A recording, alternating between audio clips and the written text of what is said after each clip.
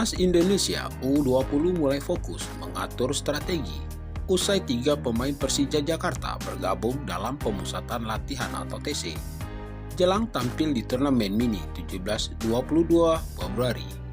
Ketiga pemain Persija yang baru menyusul bergabung dengan Timnas Indonesia U20 itu adalah Cahya Supriyadi, Afrianto Niko, dan Doni Tri Pamungkas.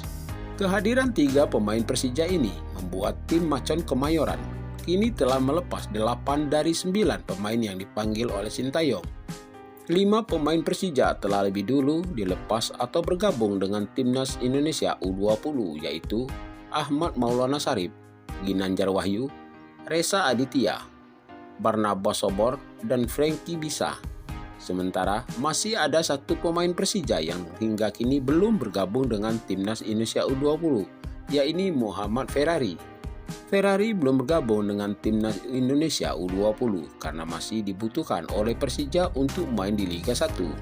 Selain Ferrari, ada 2 pemain yang berada di luar negeri, yaitu Ronaldo Kuate dan Marcelino Ferdinand, yang sampai saat ini belum bergabung di Tim Nasional Indonesia U20. Namun dengan 3 pemain Persija menyusul bergabung ke Timnas Indonesia U20 membuat Sintayong sedikit lebih tenang karena dia bisa mempersiapkan tim dengan lebih maksimal. Dengan tingkat kehadiran pemain yang sudah banyak dari sebelumnya, membuat Sintayong kini mulai fokus pada mengatur taktik dan strategi permainan tim Garuda Muda.